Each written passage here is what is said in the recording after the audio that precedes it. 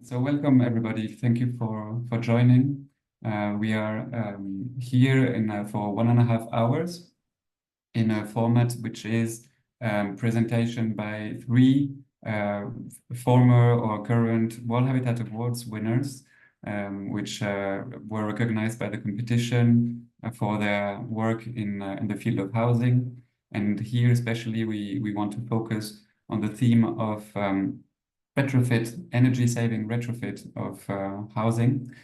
This applies and it is, of course, an urgent matter everywhere. And we will have like presentations from different regions. And also we have people in the room from a lot of different countries. So we hope we can have an interesting discussion about this topic.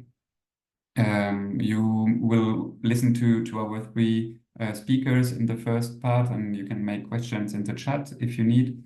We can take a couple of questions after each speaker has presented. So to have like technical questions, understand better something that maybe was not clear or could be added to the presentation. And in the second half, we will have more time to discuss all together. And you can also talk about your own work and perspectives on the topic of energy saving retrofit. So our first speaker is Sébastien Delpont. He's from the Global Alliance Energiesprong, which is our gold winner from this year. Energiesprong is an organization that exists in different countries, and the Alliance is so to say an international group of the local Energiesprong organizations that Sébastien is going to introduce. You have around 12 minutes, Sébastien. The floor is yours. Thank you very much. Thanks a lot, and happy to have this conversation with you guys, hoping that what I share to you would be of interest. So in theory, you can see my full screen. Is that the case? You confirm me? Yes, it works. Thank Great. you. So I'll give you our perspective of this transnational movement, which is about deep energy retrofit scale-up.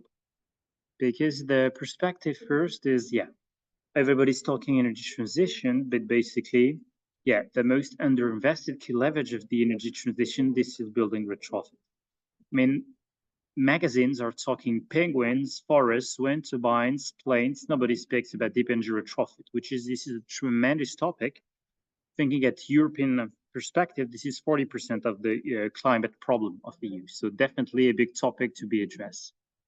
And also what we see is basically, this is not a topic where a lot of research and development is taking place, a lot of industrial investment taking place.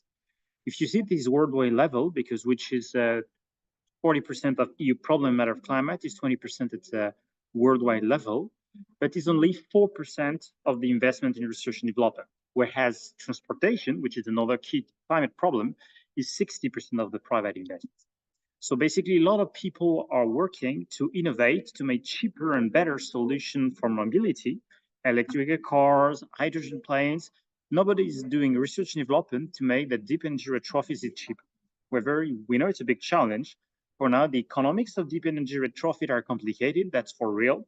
But we do believe that what is a fact is not a fatality. And definitely there are ways to explore, to push a blend of technical, financial, social innovation to make more affordable, strong decarbonization solutions. Usually the fact is, let's work for it between different approaches that would allow making more affordable this deep energy retrofit. Because people stakeholder, and when this initiative was born in the Netherlands, that was what choose the state authorities say, let's consider a sector which is not considered very innovative. How could we be innovative to make it faster and better? Because also a lot of studies show, and they see them rather as a positive sign compared to other economic sectors, level of digitalization, level of productivity gain in the past 20, 40, 60 years is really the worst of the economy. Only worst is hunting and fishing in matter of progress, digitalization, and productivity. So let's see a positive fact. Basically, there's a room for improvement to be more efficient, more practical, more circular in the way to develop this project and where people are unable to afford deep energy retrofit, maybe there's a way, if we organize market in a different way, that it became more affordable. To that end, they had a lot of perspective looking at the food market, because they could see in the food market is quite interesting, because they see emerge a few standards. Basically, the topic and the thinking is we have to get out of the 100 buildings, 100 specification dilemma. Because if you only unmeasured solutions that fit specific building, yeah, you're reinventing the rule every time, and it costs a lot. So how to make emerge a few standards that allow you, basically, as the way you can dress 80% of the society with an XL standard, L standard, M standard, Ed standards. We need a few standards to emerge on building that relevant, and doesn't mean it's historical building. Not all building could foresee and undergo industrial deep energy retrofit, but for some building, that's really the way to go. And to have a simple locomotive market segment, it was chosen as organic food is a zero pesticide, radical and simple market segment, how to drive a net zero energy market segment of retrofit. Then if we have a housing stock of thousands, let's then that 200, 300, 400 of them, let's trying to turn it to net zero standard. And then we can different buyers looking for it. If even buyers in a region ask for the same specification, then people start to reproduce, use the same solution, and suddenly, oh, it becomes more affordable, which is really the spirit to go. And to that end, there was kind of a business model innovations in how to organize the market. Because when you have a market with a few market players, for instance, cars or plane, there's a few at the continent level market, it's easy to move the market. You're just forced to change those 10 market players.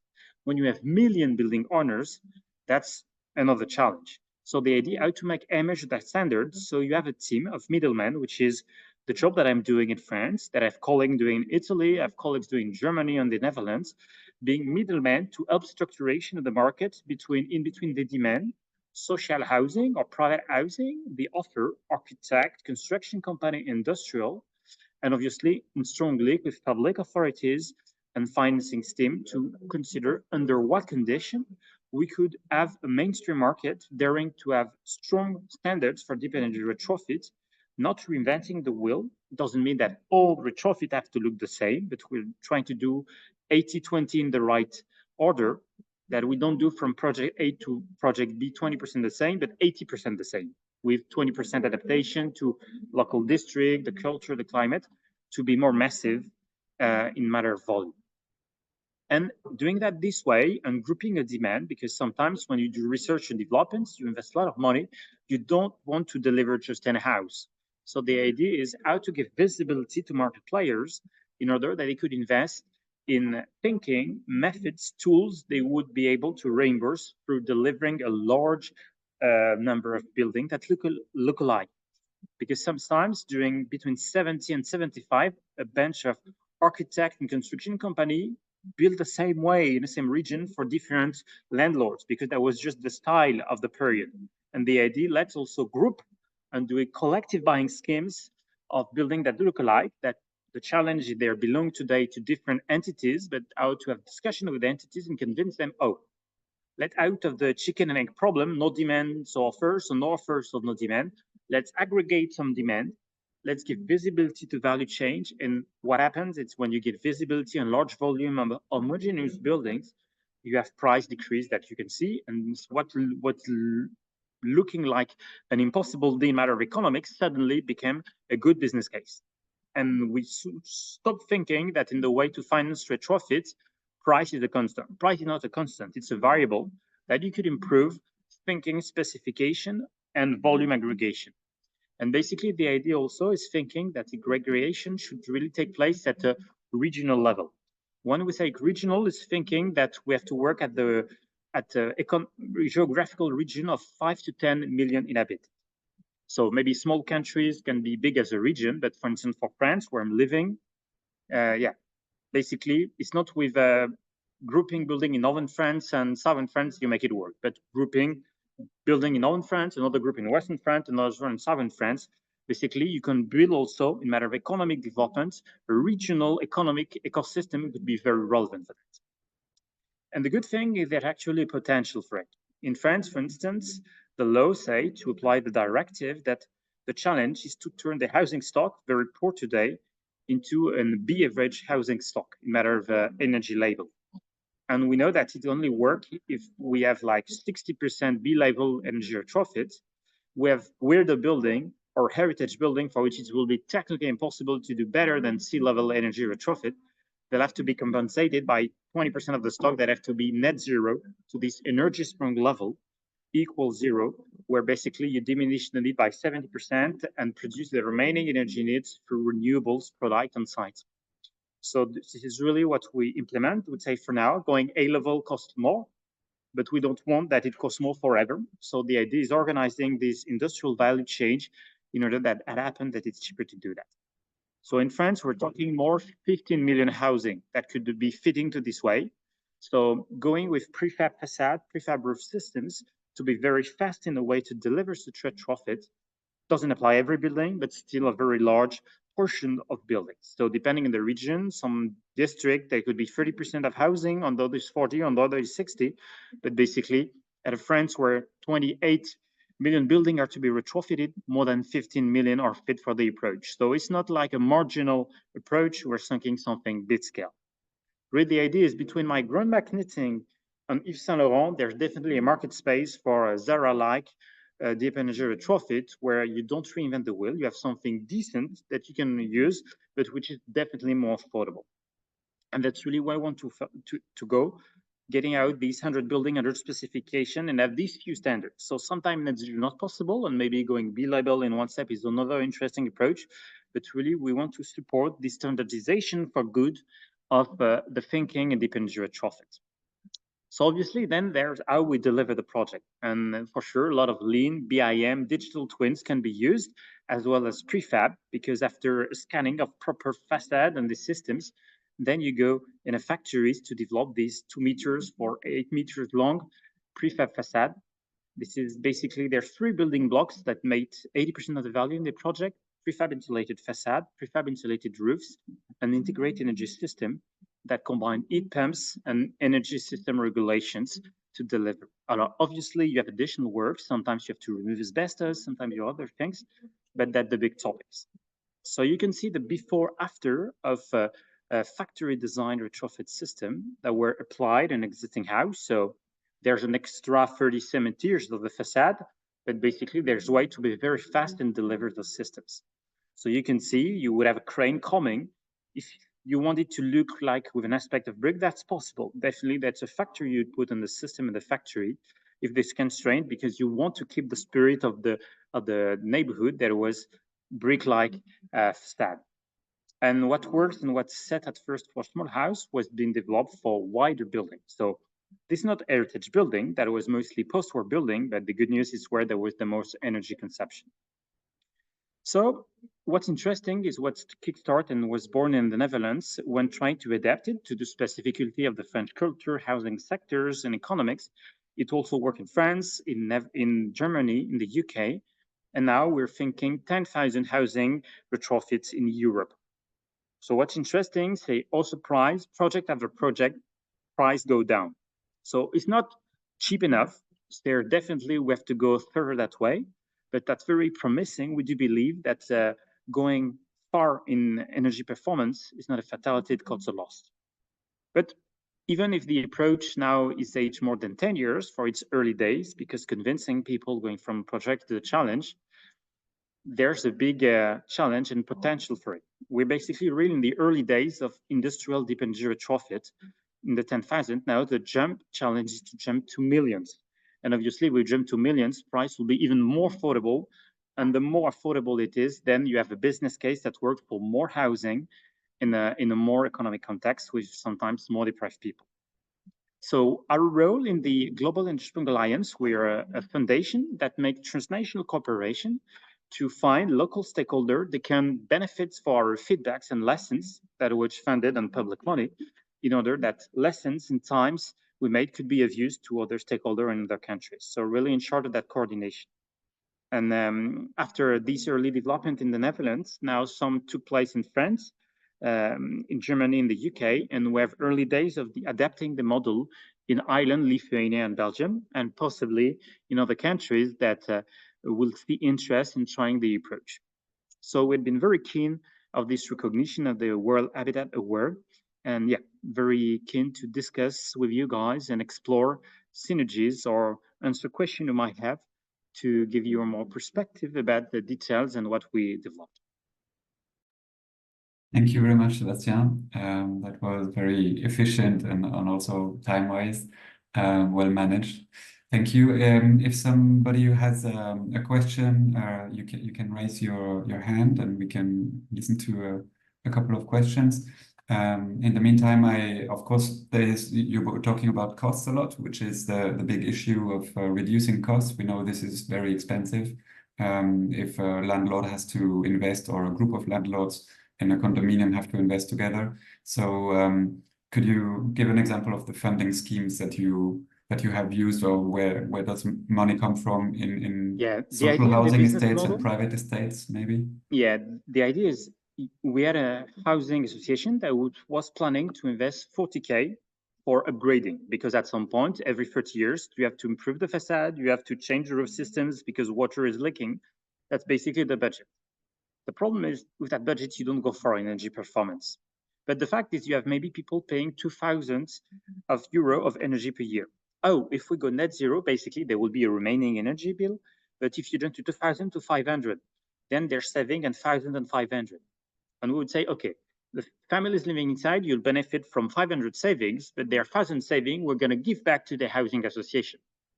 Then on 30 years business case perspective, that's an additional 1,000 euro per year, multiplied by 30 years, that's an additional 30K investment you can stack up to your initial budget of 40. And then suddenly you go to companies in the market, guys. Usually I would invest every 30 years 40K. Now I have a business case to invest 70, pending you go net zero. And basically the challenge with company, I can put a lot more budget on the table. Now, are you able to go net zero that way? And sometimes at first they are not. They say, what you want me to do? It costs 100. I'm telling you, I have a business case at 70. How we can make it work? So maybe in early days, that's why it's important to connect to industrial policy, innovation policy, exceptional EU funding to say, guys, maybe the first project is 1,000, but 100. But then we're going to go 90, 80. And if you go and order 8,000, I'll be able to go to your price. So really the idea is to connect the price and housing association can afford, the price that industrial architects can deliver, and thinking of that. And some building types are more simple than others. So sometimes you would choose in your housing types those which are the most simple to insulate in an efficient way. But really, the idea is really rethink the business case. And then paying more expensive upfront, it's also a change because it's really not the investment habits they had. So it could come either from housing association on money or borrowing more to the bank, or they could be third-party finance. There's an only way to go net zero in one time. And basically, we're also exploring different business case because also the way to finance social housing is not exactly the same in Germany, in France and Italy. So that's why we're trying to put creativity into the fund in a shared innovation roadmap to have this combination of social, financial, contractual, how to deliver warranty. If you invest twice more than you used to, you want performance to be real, especially if you charge more to your renters. They want to be sure there will be energy savings for real. So this is all we're trying to document in an open source manner that it benefits others in the ecosystem. Okay, thank you. We will have another concrete example in the next presentation about the funding scheme on a specific work. There's a question in the chat from Eugenio. What are the main materials used in the retrofitting system, and what are these panels made of that you showed in your presentation, Sébastien? So material change from the country and where we are, but basically I would say there's two three main technology used for facade. Either that would be wood frame facade that people used to have to build a house, a wooden house. There's another technology field using steel frame facade, and then you could put whatever insulation in. Sometimes use bio-based insulation materials and local bio-based resource. And sometimes you have also very light polymer facade that used to be petrol-based, and some people are trying to innovate to do a bio-based polymer facade that have the advantage of being very light.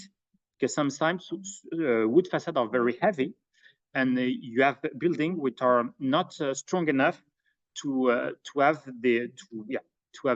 sustain the weight of the wood, very heavy wood facade. So we try to find the optimal, but there will be the main three family of technological facade: wood, steel frame, and polymers. That would be basically the three kind we would find. Okay, thank you.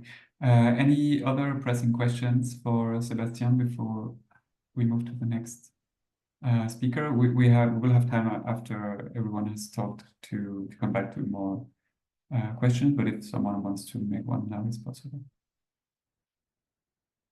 And you can also use the chat. I see another question there. What was mainly the purpose of the question?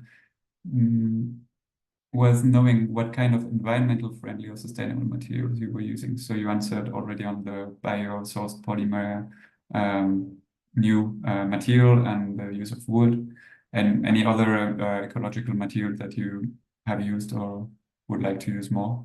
What's important to say is we have a standard of performance, and basically is hard on the ambition, very open on the way to deliver it.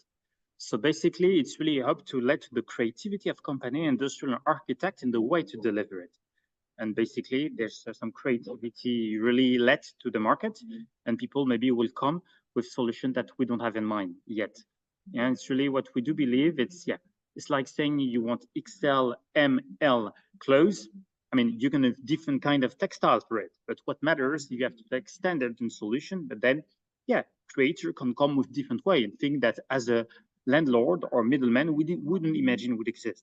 I've seen in a project recently in Italy, they use byproduct of risotto culture in order to have insulation material, because it's a local bio-based risotto byproduct, but risotto byproduct is never something we thought about, but it's very relevant solution in northern Italy to use this material that would go to waste unless to use it for it. So a lot of creative given in how to deliver, as long as you go net zero and deliver some warranty. Excellent, thank you. Well, if you want to share examples in the chat, Sébastien, you can. If you have links or reports or videos, feel free to put them in the chat. We will move to Dirk Lönnecker from Berlin. Dirk is a board member of the cooperative 1892, which is a year it was founded.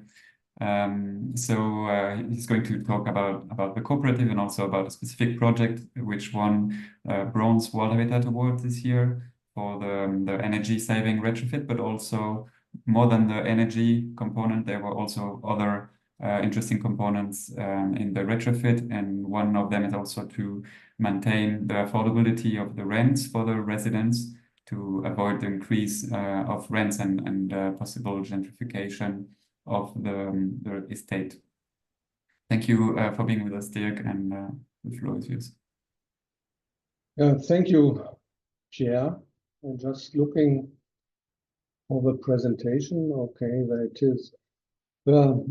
Pierre, you asked me to say something about the energy efficiency retrofitting of our project. You mentioned the affordability, and another one I think is very, very important for us and our members is the accessibility for especially the older people, because in our project we are living more than 10% high-age people with 80 years and more, and they have other problems as the younger inhabitants.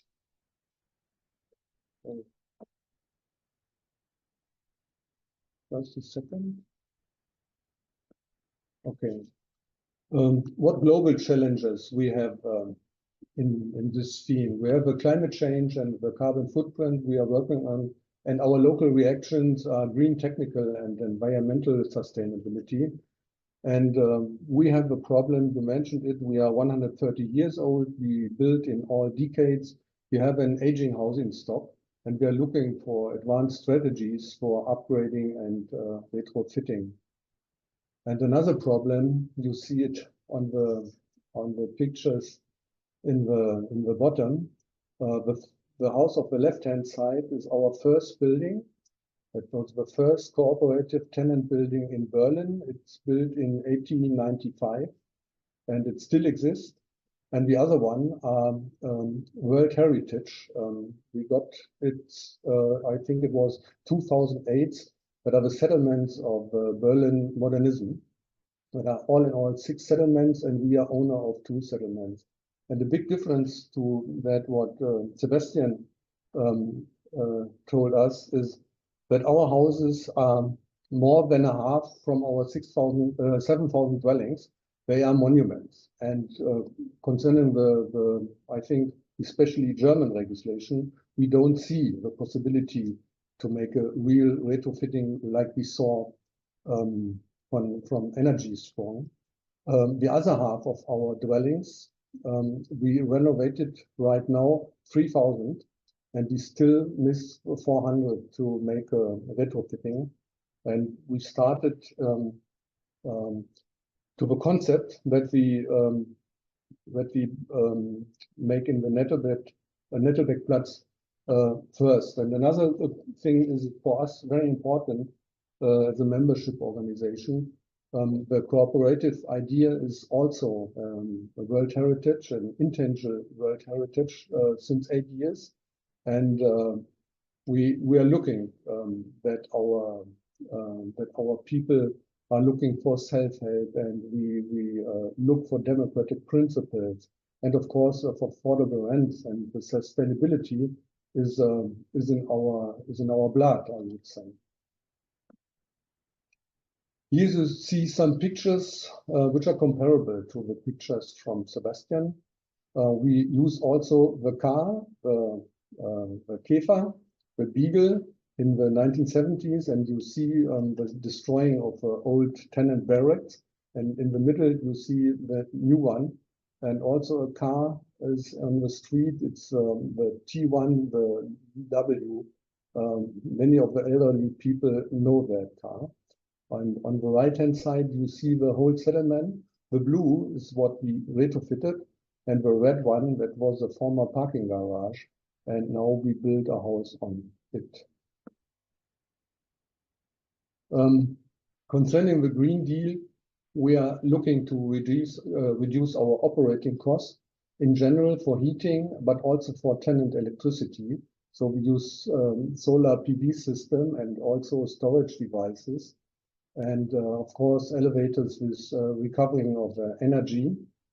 That's the reason, one of the reasons that we demolished the parking garage and put 40 new dwellings on the same area. Here are some pictures from the new building and the old settlement. It's close together, and the neighborhood is participating of this our non-speculative housing solution. I think they have a big identification with people of their settlement, and I think it's a starting point for the further development of the area there. Here, some of our goals and measure and the results. We talk about energy efficiency. There's one reason that we put the PV system on the rooftop with a storage device, and the results are power supply for all of our common spaces and 20% of our dwellings. The thermal insulation was only an insulation of ceilings and the new windows, because the house, when it was built, or the houses when they was built, it was after the oil crisis in the 70s, and we used that insulation in that time. We had 12 centimeter insulation, so we are looking for the ceilings and the windows, and there was no need as we measured out. So we have a reduction of 30% in heating consumption. All in all, we have a consumption of 70 kilowatt hours per year in this building. And I think the EU average is less than 150 kilowatt hours per year. So that's a good result from our point of view. The elevators always have a recuperation, that's of course, and we reduce the electricity by 50%. But another very important thing is, I told you about the elderly people who are living there, is that we adapted all elevators up to the ground so that we have a barrier-free access. And the lighting system is a new LED system, and the reduction of electricity consumption is about 50%. One important thing is the price and the mix of financing. We heard we have a decrease in the curve, laut Sébastien, and we feel in another way. We started renovation of these 3,000 dwellings 10, 15 years ago, and we started with 500 euros per square meter. And the Nettelbeckplatz has about 1,000 euro per square meter. And another important thing is the financing. You see, we need only 30% bank loans. The bank loan, the interest rate of bank loans in that time was less than 1%. We used 30% of our core equity, and our dividend for our members is 2%. And we have also saving bonds from our co-op members. They are very interested in these saving bonds, and we pay an interest rate of about 1%. When we get a subsidy from the city of Berlin, that was 1.2 million all in all. That helps, of course, too. And then the obligatory shares for the cooperative, that's clear. And also we get 1% funding about our participation of a dream project. And the rents for the new dwellings, we started with 9.50 euro per square meter. That was unthinkable in Berlin at that time, in the middle of the city, but we could do it as a cooperative. And the retrofitted dwellings has a price from 6.50. It comes from 6 euros before retrofitting. And we looked for the stakeholders or our network. We divided it in 3 levels. One is the first one is the project level. Of course, we have architects, engineers, and landscape engineers, and all the stuff. But we try to get a big participation of our residents and local settlement committee. You see it above the left picture. That is one of our tenants. We try 2 interviews with him, one before and one after the renovation. And he's not the only one. We make interviews before with about 20 tenants and after the renovation with 14 tenants to look for their experience, to their opinion, and we try to transfer it to our next projects. In the middle, you see the level with our architect, settlement committee, and so on. On the right-hand side, we are part of a dream project and made a lot of them during our project. And we are also partners from Housing Europe and the IoT. All in all, we see a synthesis of sustainability, affordability, and social cohesion. We have also re-densification and extension of an existing settlement. Our energy efficient measures and ecological footprint. We have affordable rents despite to the improvement of living quality. And the participatory process with expert and of course with tenants. And at the end, I have to put some water in the wine. I told you already our retrofitting costs were 1,000 euro per square meter, and the interest rate was 1%, but it was easy to lift the rent only 50 cents up per square meter. But today, we have retrofitting costs by 2,000 euro per square meter, and the interest is almost 4% right now.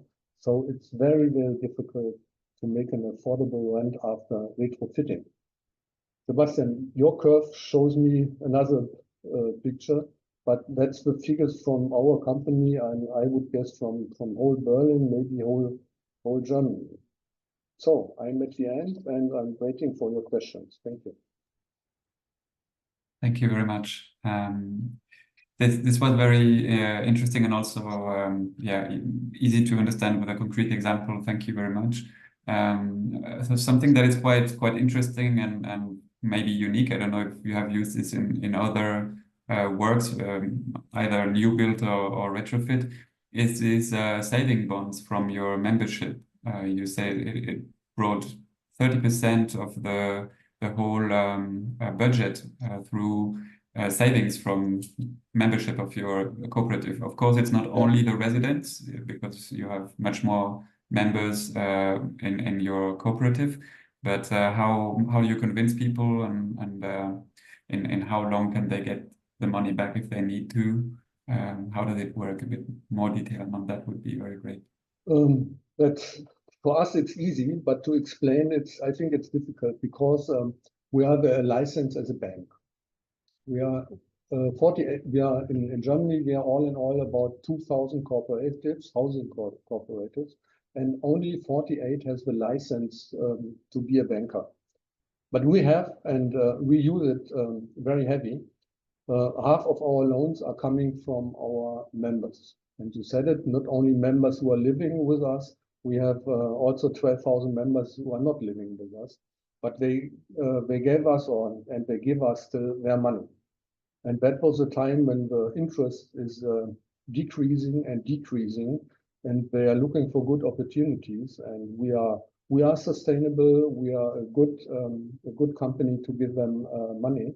So that we have this opportunity is not for all housing companies, I know, but we have it and we use it. Okay, thank you. I don't know if Sébastien, you also wanted to react. Feel free to if you had something to comment. I think this initiative is very interesting. We see there's a variety of innovation needed for retrofit, and there's different scheme, different organization. I mean, there's not one housing market. There's different housing market. Cooperative housing is not working exactly the same as classical social housing. In social housing, at least in France, there are municipality-based social housing, company-based social housing. There's private housing, middle owners, and we have to be smart and work on different schemes. So I think it's very relevant and interesting to see that kind of perspective. And also, there's not one single solution that fits all the architectural types. We could see some historic building, impressive of our history of architecture. And the package of measures not always the same, but I think it's really important to share this good practice and how innovate in the way to deliver through technical, financial, or social innovation the way to deliver this project. Thank you. We have a question from Nicolas in the chat. What difficulties or facilitators did you find in the public policy around retrofit in the case of Berlin? What was a pro and what were the cons in the processing of this retrofit project? Dirk? Oh, suddenly, I didn't get the question. Sorry. Yeah. What made the project easier or more difficult in terms of public policy? Is there a help there? And you already responded on the financial part, and of course the context is different now. But in terms of public policy promoting retrofits, are there any helps or promotion of these schemes? Yes, they have also in that time they make a promotion. I think from financing side, it was not so much what we get for this. The grant was very good, and because we worked together with the city of Berlin, we were able to get the permission for the retrofitting and for the new building very, very soon. We get it from this from Berlin as a country, and not from the district. The district was very, very difficult, but the land helps us to get the permission. I think it was less than 1 year because they thought it's a good idea what we do, and also the participation of our tenants and the neighborhood helps us to get the permission, and we don't have a lot of problems with this project. Okay. And in a couple of words, the European research project DREAM that you mentioned, It was with Sweden, with Italy, with partner from these countries. What came out of this for you? What learnings and what's next if there is a next step of this kind of international consortium? That was a very, very good experience, what we had, because we learned to measure all the things. We measured the isolation, we measured the things of the windows, what we need. And before we had the architects and engineers, and they only calculated. But within the dream team, we measured the real things, and that helps much. And we are looking in the project after to go the same way. And also the tenant participation. We learned some things. We have a participation since 130 years, that's clear. But this thing to make interviews before and after, that was very interesting.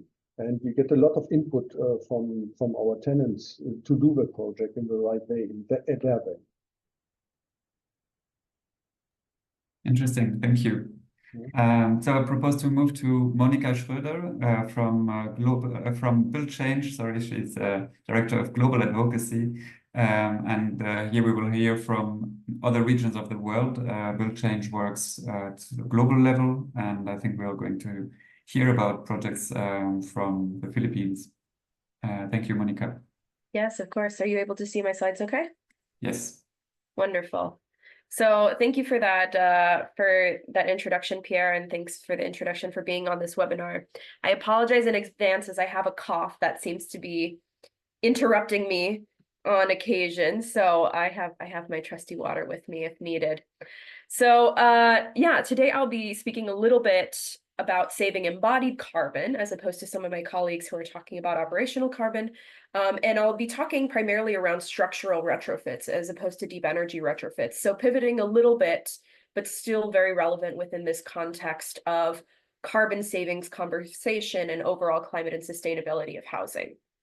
So to give a short introduction on Build Change, we are the global leader in systems change for resilient housing. Since 2004, we've worked in over 30 countries to pursue our vision of every home being disaster resilient. So really all of our interventions seek to achieve this goal of disaster resilience within housing.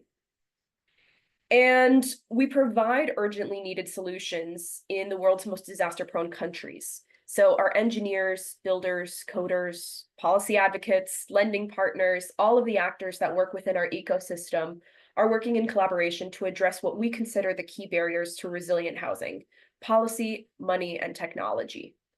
So we simultaneously address all three with customized approaches to address the hazards and the regulatory framework, as well as the investment environment of the different countries where we work. We take a multi-hazard approach, meaning that we address interventions relating to earthquakes, windstorms, fire, and oftentimes a combination of multiple hazards.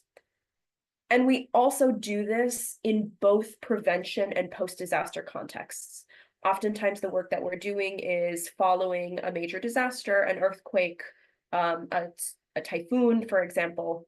We'll provide some post-disaster reconstruction. We love doing prevention work though, because that is really where you make a tangible difference in saving lives. And I'll talk a little bit more about how that interplay between post-disaster and prevention plays into our climate work a little later in the presentation. So although we do new construction where necessary, more than anything else, we advocate for improving existing housing through structural retrofits, which we'll be talking about a little bit today. Just to give you a sense of what our impact is and where we work and how we do it, we have influenced over 70 policies globally. At this point, we've made 1.17 million people safer in the last 20 years. We've saved 1.5 million metric tons of CO2, and we'll be talking about that aspect in particular today. 40,000 jobs created, 2.2 million people reach, and 28,000 women trained in particular. Gender equity is a critically important undercurrent of the work that we do. We're shifting power primarily to women but to homeowners in general, so that they can take the helm of making these necessary upgrades to their housing for safety and resilience and growth. So, the focus of my presentation today is primarily around a study that we published last year called Saving Embodied Carbon by Strengthening Existing Housing. And we undertook this study for a number of reasons. Number one, we've always known that our work contributes to climate resilience through greater protection of people living in climate vulnerable areas, but we wanted to assess the impact on climate mitigation efforts as well. You know, how do we balance this adaptation and mitigation need? And then, as many of us have seen, we've seen the statistics from the Global Alliance for Buildings and Construction and others that show that residential emissions account for 17% of the global energy-related CO2 emissions. And we knew that structural retrofitting had a number of other benefits. From our work over the last 20 years, we've shown that structural retrofitting saves on construction-related costs. It increases homeowner satisfaction because they are able to stay in the house that they have chosen to improve and live in. They are able to take the lead in making these improvements. And then it strengthens local economies. It invests resources into the local construction community and invests resources into local building material suppliers. And it really generates an important economic advantage to that local community. So with all of this context in mind, we thought to ourselves, is this work also contributing to embodied carbon savings? So we did a retrospective looking back at a number of our projects, over 300 of our previous projects, to answer this question for ourselves. In the work that we have already completed, already finished, is there a climate mitigation benefit and a climate mitigation argument to be made for structural retrofits? And preempting one of the questions that I think people might have, why am I talking about embodied carbon and not operational carbon? Two reasons. One, because we work primarily in the global south, where operational emissions are already quite low comparatively to the global north. And then number two, whether a home is disaster resilient because it's retrofitted or because it is newly built doesn't significantly impact the emissions associated with use and end of life stages. So we focused our analysis primarily on the construction phases, the A1 through A5 phases, for those who pay attention to those sorts of things. So as I said, we reviewed over 300 of Build Change's actual completed projects. So the data that it was generated as part of the study was based on the final measured quantities of materials that went into each house. And this is what we found. So undertaking all of these 300 project analyses, we found that improving a house instead of building a new one saves 2/3 of embodied carbon of an equivalent new house. So this is 68% savings compared to a new construction. And on average, it can save 18 metric tons of carbon per house. So contextualizing this, what does this mean? 18 metric tons of carbon is equivalent to avoiding 18 economy class flights from London to New York, heating a house with natural gas for over 3 years, skipping over 1,000 servings of beef, 4 people not driving for 1 year. So really making a house by house difference, it can have a substantial change to the way that we're viewing embodied carbon within the broader buildings and energy context. You know, it can have a really tangible impact should it be scaled for greater impact. Another finding of this study was that for many homeowners with limited financial resources, strengthening their homes for hazard resistance takes a lower priority than habitability improvements or meeting the daily needs of their family. So it is still more carbon efficient to improve existing housing than to build new. For this reason, if you are talking to a homeowner, they're often saying, okay, yes, I would love to be safer in my home, but also I need a second story because we've had 2 additional children and they need additional space. How do we do this together? we can do both. We can add a second story, and even when retrofitting plus adding a second story, you save embodied carbon. So in our interventions, we do consider these kinds of incentives, such as adding a second story to encourage a structural retrofit. And we're finding that there are still carbon savings. A third finding of this study is that retrofitting before a disaster is more carbon efficient than after, even when including an expansion. Post-disaster home improvements typically use a lot more material for repairs, and as a result, the embodied carbon savings for a preventative upgrade are on average 61% higher than a post-disaster upgrade without expansion. And there are a number of other benefits to preventative upgrades as well. It's cheaper than post-disaster upgrades, most notably, with costs on average about 1.6 times lower than preventative upgrades. So retrofitting before a disaster, absolutely preferable, both in terms of saving lives, most importantly, saving costs, but also saving carbon.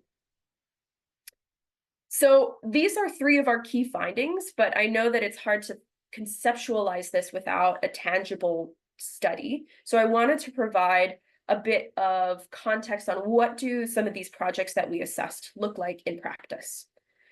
I'll give the example of our work in the Philippines in Tiwi Albay. We retrofitted houses with measures to ensure the overall strength and the overall resilience of the house during a disaster. This is an area of the world that has risk to both earthquakes and typhoons. The Philippines currently ranks #1 in the world on the World Risk Index, making it the people living in these houses especially vulnerable to both climate and seismic hazards. And what we did here, we worked with microfinance institutions to enable access to lending through innovative loan solutions. So a couple of highlights of this case, we worked with a number of homeowners, and a few of the approaches that we took in partnership with the homeowners. #1, we prioritized structural upgrades and habitability measures. So for example, adding more rooms for additional family members when requested. And then this goes back to this idea of, people do want to feel safer in their homes, but they also have habitability needs.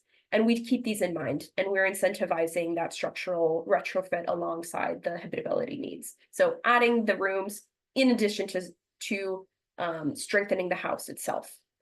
Secondly, we used a homeowner-driven approach, prioritizing the needs of the homeowners during the improvement process and avoiding relocation by result. Climate-driven migration is something that we're increasingly being aware of in the context of how climate change is affecting human settlements. And that's very important to us, and it's important to our homeowners that they get to stay where they have chosen to live. And so, to the extent possible, we try to enable that by facilitating a homeowner-driven approach. And third, we use resilient building materials and best practices in engineering and design, and use locally available materials. And an added, element of our work in the Philippines is that we worked with over 90% women borrowers as clients of these microfinance institutions to enable them to have access to non-mortgage home improvement loans that would enable them to make these structural upgrades to the house. And as a result of these interventions, the homeowner saved money, and on the whole, we saved carbon as opposed to demolishing, rebuilding a new house. So that gives you a little bit of context on what some of these projects looked like within the study that we undertook. And I'll add that Build Change continues to do these projects. The study was more of a retrospective of our work, but the bulk and the heart of our work is really undertaking these housing improvements that enable more homeowners globally to have access to resilient housing. So wrapping up, just with a couple of recommendations on where we think this needs to go and what's next within this embodied carbon space within the housing sector. #1, retrofit houses. It's a simple one, but it remains a message that is needed globally. We need to retrofit houses and improve existing housing. #2, act now. we're seeing the severity and the frequency of disasters increasing. So the need for prevention-based approaches is increasing as well. Third, increase the data available on embodied carbon. There's a huge lack of data, in particular from the Global South, on embodied carbon, and we're encouraging others to carry out this work.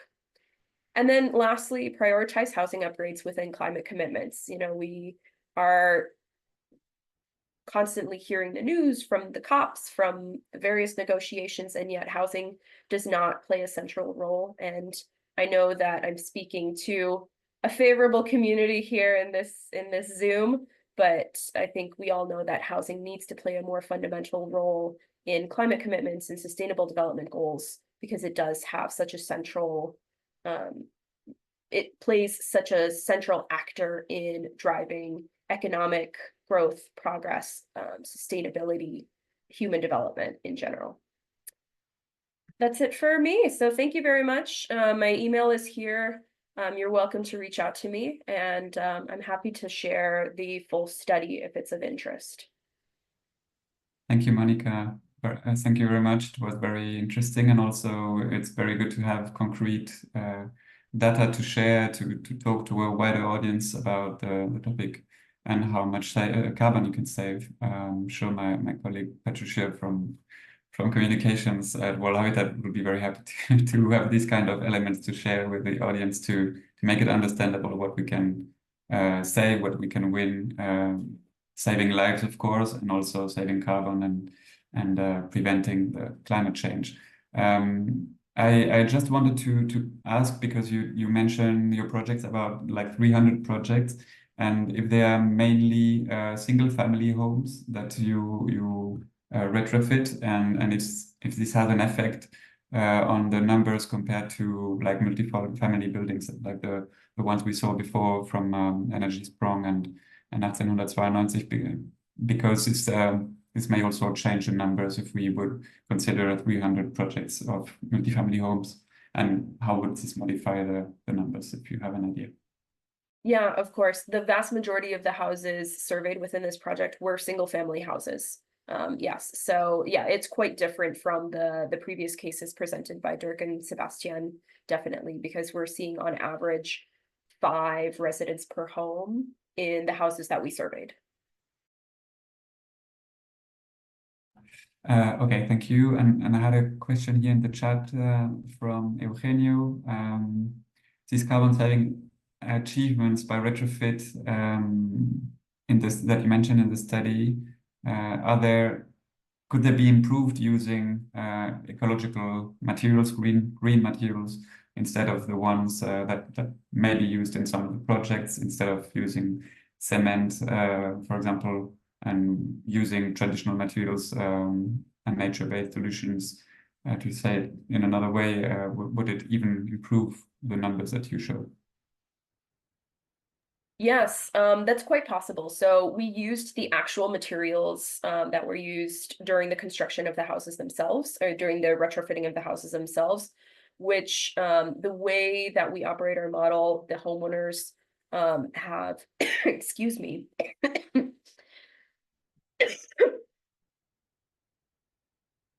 the homeowners are often responsible for purchasing the materials, and so it's up to them to determine, you know, what goes into the construction of the house. And these materials are often locally sourced. So there are a couple of considerations here.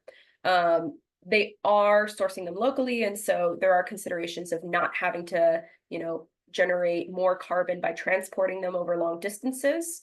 The other side of the coin is, as you mentioned, the bio-based materials or the green materials. We're exploring using, you know, more green cement, oftentimes, and I think Sébastien said it really nicely, we do have a standard of performance.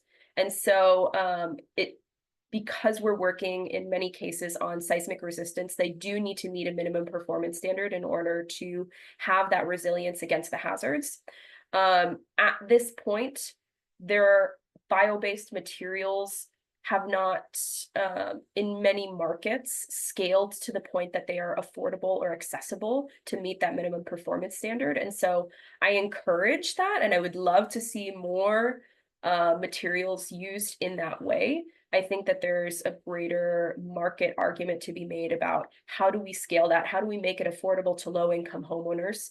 And how do we ensure that the use of these materials is not offsetting the carbon that it would take to potentially transport it if it's being imported from other markets as well. So these are primarily traditional building materials, to answer your question, but I do think that it could be improved should we address some of the systemic factors that would enable bio-based materials to be used in these houses as well in the future. Great, thank you. If other people in the room have studies or case studies that they want to show, you can share them in the chat, and we'll also have time now to discuss. And you can also ask directly questions to our speakers.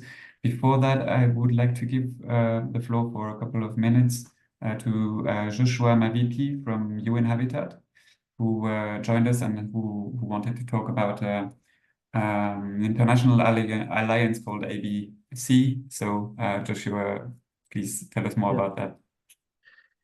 Yeah, thank you, Pierre, and good afternoon, everyone. I think I've been listening to the presentations, and what I like about them is they're going down to the practical part of retrofit and what kind of achievements can be done, and also the financing.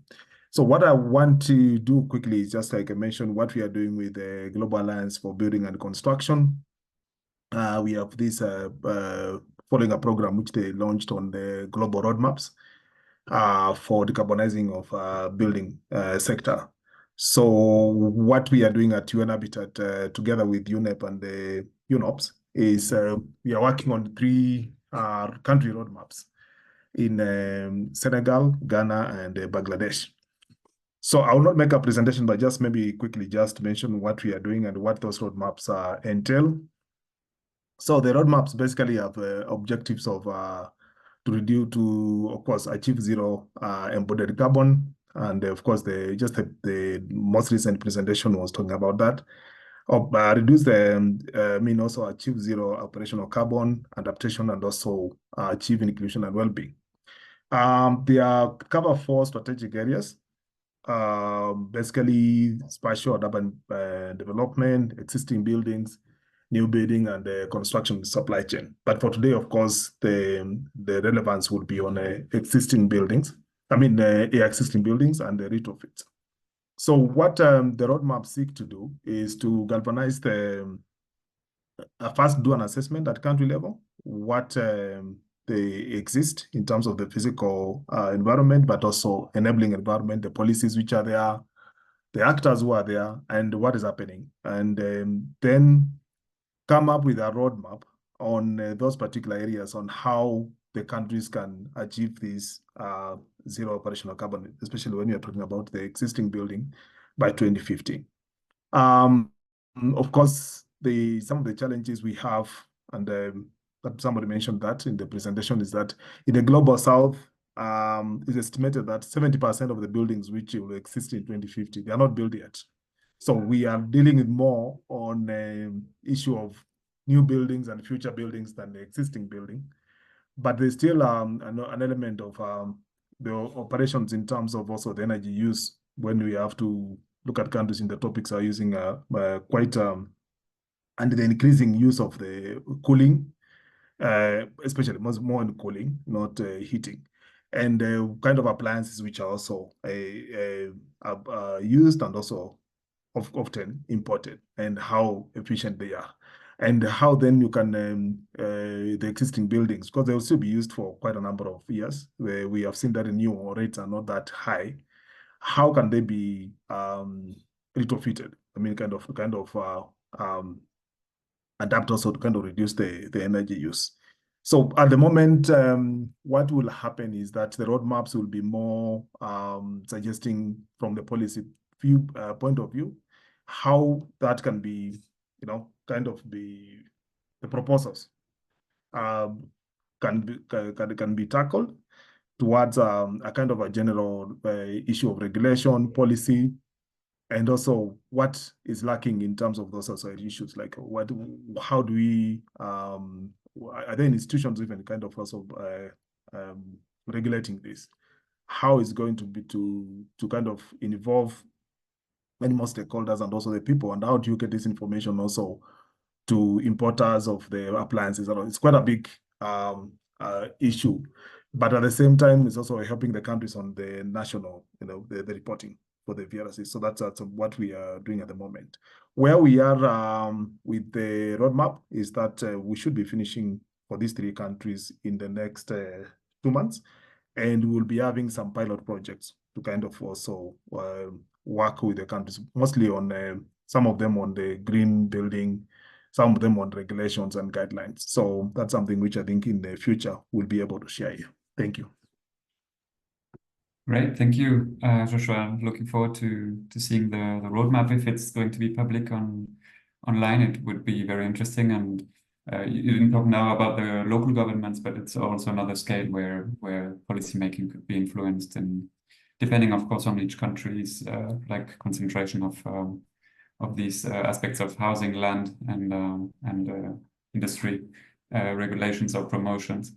Very interesting altogether. We still have 20 minutes to discuss and to make questions to each other. Feel free to use a chat or to directly make questions to our speakers, including Joshua, if you have questions. Interesting. Meanwhile, I found interesting that you said that in the global south, in many countries, the housing stock is not built yet. In 75%, you said, of the stock we need in the coming years is not yet built. And on the contrary, in other regions, like in Europe, there's a lot of vacant housing stock that is there, that is not used, that is not being transformed yet into housing when we're talking about industrial sites, offices, old equipment, military like equipments that are not used anymore. It happens in some cities, but it's still a very slow process where there is a lot of possibilities of saving in embodied carbon and creating affordable homes in central areas. So these kind of reflections are quite interesting in the regions where we have an empty building stock in cities. About that, I will just share with you in the chat an interesting documentary from Arte. I don't know if you're able to see it in your regions, but if you can, it's quite interesting and recent. And it also talks about a funding scheme from a small municipality in Germany, in North Rhine-Westphalia, where the municipality gives funding for young families who decide to invest in an existing home that is empty and to retrofit it. And so to try to have a young population getting to a village that is losing population, and at the same time retrofitting existing housing stock that is difficult to manage. So yeah, there are a couple of examples there from other cities. So if you want to have a look, if you also have other materials to share with a brighter audience to talk about these technical subjects with examples, with easy ways to reach to larger people and also to policymakers, feel free to share them now or in emails later. Does anyone have a specific question or want to share from their expertise? Please raise your hand or unlock your microphone.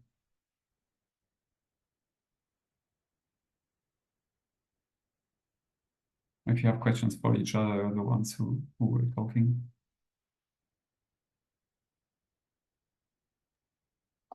Maybe I had a question. I thought that very interesting, the perspective of this woman empowerment in the value chain. And I was considering how did you organize yourself for that? Did you find specialized partners? I think we see that it's a major topic. We're lacking a workforce in the retrofit value chain. And actually, I think displacing some workload to factories helps to that extent, because we have 45% of women employed in a factory, whether on construction work, there will be between 5 and 10%. But having a perspective and what kind of organization, there's more and more an appetite in Europe to improve how to embed the women workforce to solve the workforce challenge. And my question was, how do you do this positive commitment and involvement, empowerment of women in the value chain? And maybe there could be lesson we could draw to that to embed more women solving this key challenge of retrofitting. Yeah, I'm happy to speak to that. So the way that the microfinance engagement model developed in the Philippines was unique because we piloted the program initially to do the non-mortgage improvement loans with these microfinance institutions that had an existing group of microfinance clients, primarily women, that they had taken on as clients for business loans. And so it was originally a loan product targeted towards women-owned businesses. And through that product, they were able to determine their clients' creditworthiness. They were able to determine their clients' ability to repay and overall asset. They had already done, the legwork on understanding their capacity to take on another kind of loan. And so when we piloted the program, it was of particular interest to us that this segment was already being captured. And we wanted to continue on with that clientele because oftentimes, as we all know, in that when it comes to land tenure, women are at a disadvantage when it comes to owning property globally. And so that would enable them to have the power to make the decisions around their homes. And so it kind of evolved from this business model to a non-mortgage home improvement model. And we've been able to expand this model both within the Philippines, but also now we're expanding it to other countries within Asia with this women-based focus, which I think is quite unique. So it's, I think it was a little bit of circumstance with a lot of intention of continuing on that model and expanding it in such a way to make home lending more equitable. Thanks a lot. Thanks. Any other question or comment? Don't be shy. Feel free to ask questions in Spanish if you want. It's not a problem.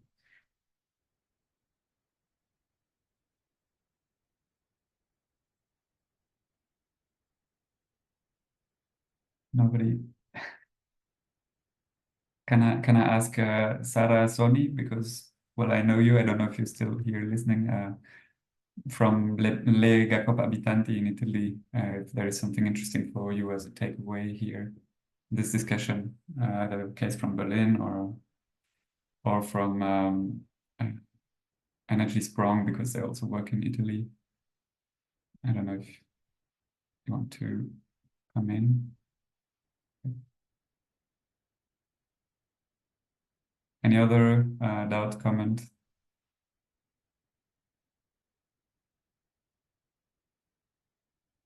So from my colleagues, if someone has a question, feel free to.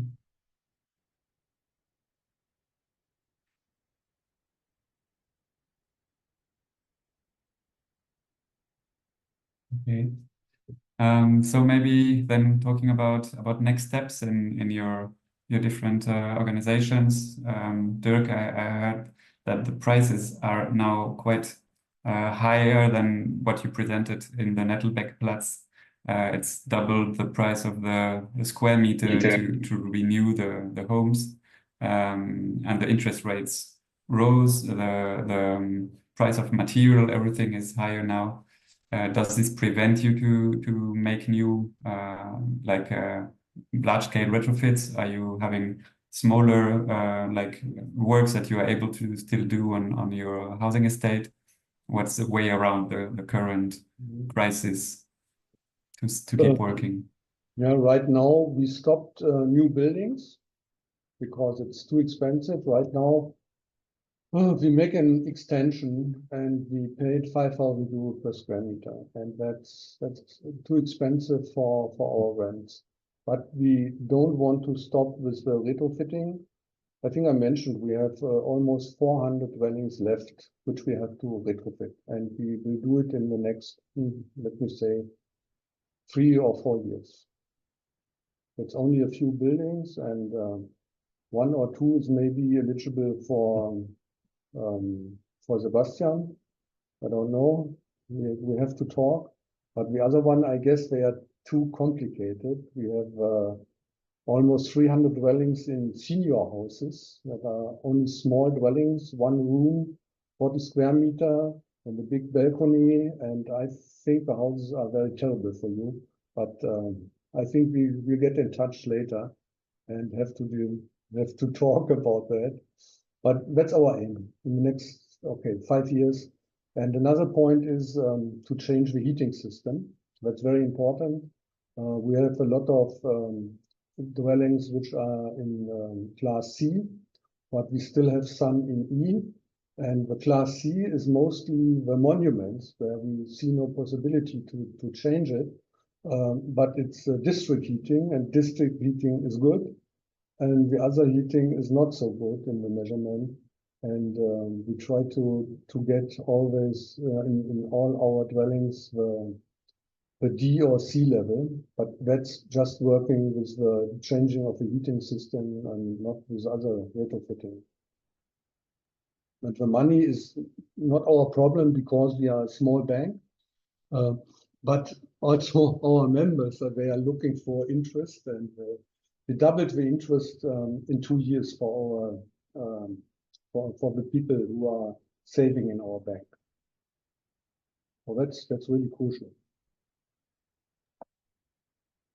Maybe to answer to Dirk, I think it's a very interesting topic you're mentioning, because basically innovation is pushing forward that building for which such solution were not fitted 5 years ago. Sometimes we have things we can try. And there's not a world where building you can retrofit at 0% with industrial prefab facade and other 100%. Sometimes you can use the system for the outer facade, but not for the inner facade. And you can basically blend things, given the relative space in the street, the space in the courtyard, easiness to access, and so on. Or you can prefab energy systems on the roof, but not the facade. And basically, it's kind of a young science. What building could fit such an approach, and also, how to best aggregate buildings. So basically, there's some learnings, and I'll be happy to connect you with my colleagues in Germany. They are trying to build this knowledge that we try to share open source to see how is it possible. For instance, having a balcony doesn't make it impossible, just sometimes make it 8,000 more expensive. So for sure, we would like it to be cheaper. Sometimes if you have a simple facade without balcony, more easy to put a prefab wooden facade than if you have a balcony. But doesn't mean there's no solution. There could be slightly more expensive, and then we have to see if the economics still works. And sometimes they even use this approach to add balcony where there was no balcony in the past. So there could be also a wide change. And you can see also in some place blending between density, basically adding some housing or to existing places. Because sometimes there's some housing crisis in some city of Europe where we're missing housing. So how we convince people, okay, you transform your parking into a new housing. So people complain, I want nobody in your parking. And then, but you're going to have a deep energy retrofit. And say, okay, so if we have no energy bill tomorrow, we can live with new housing being built where we used to have our parking. So interesting perspective, and some development on this. Do you have experience with monuments and the inner insulation? I mean, sometimes we have we have projects for which the facade on the street have been done internal insulation of traditional methods, and external system were used into the courtyard. And sometimes in more classical district, it was the opposite around, because basically there was very homogeneous facade on the street, very easy to deal with industrial method. But without telling anyone, we had inhabitants that installed their own things. One installed his jacuzzi, one in a garden cabin. And when afterwards the landlords comes, come on guys, what did you do without telling me? They didn't want to destroy the summer kitchen that one built in this courtyard. So basically they had to do in a traditional method, because that was not looking alike anymore the reality, because district change in 50 years after you build it, sometimes, how it evolved. And sometimes people forget to ask the landlord of transformation they made by themselves with their friends. But yeah, quite interesting approach. Yeah. So for sure, it's more challenging where you do you work in heritage building zones, more of a challenge. It has to be worked with involving the head. That's not impossible. Also, the beauty of prefab is the time of intervention is very fast, and sometimes they limit the time of intervention, especially in city center. So that could be kind of something they would see as very positive, is limitation of the perturbation of the life of the city. It can be very fast to deliver the project. So always there's a balance, no magical solutions, and things to explore, a new frontier of the relevance of such mix of solutions to be explored in the future. Thank you, Sébastien. Dirk. I wanted to ask Monica about the work with the states or with the local governments in the work that you do in popular neighborhoods, informal settlements, or even formal settlements. How do you engage with them? Because you work in so many countries, so sometimes it may be very difficult. But are there some cases where there is a favorable support from governments to try to handle larger scales upgrading, for example? And I see there's a question for you in the chat if you have time to have a look at it. Yeah, I can actually answer both at the same time. I can do both, two birds, one stone. So I think so in terms of some of the challenges of the policies and the way in which we coordinate with local governments, it's entirely context specific. It really depends on the housing needs in the city or the region or the country. A couple of the things that come to mind. So we engage in different ways with governments, whether that's addressing deficiencies or needed improvements to the building code, to building material standards, to retrofitting standards. We also work on the financing side of it. So we're often working with governments on the structure of subsidies and how best to create or to revise subsidy guidelines so that they reach those who need them most. And so one example, just to kind of show how this has evolved, is that in Colombia, for example, we are recently celebrating the first guidelines for incremental upgrading to housing. So one of the challenges that they were facing in Colombia is that there was actually a subsidy structure, which is not often the case throughout the world. There was a subsidy structure for housing improvement funded by national and city governments.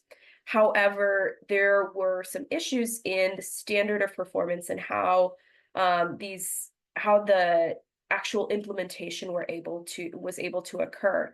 And so we worked very closely with the National Association of Engineers and the building and regulatory officials to create a set of guidelines for how can you incrementally upgrade your house? Like how do you approach that not just as a completed, like, this house is resilient standard, but how do you approach this as part of a process so that people can take on small subsidy amounts and make those incremental improvements?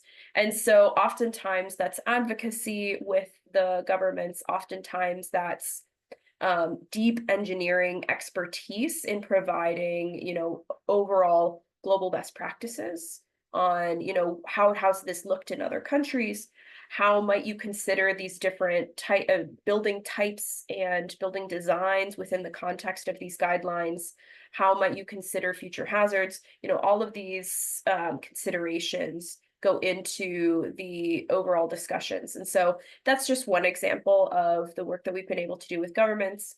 In Nepal, for example, we worked very closely with the National Disaster Management Authority following the 2015 earthquakes to develop guidelines for seismic retrofits post-disaster.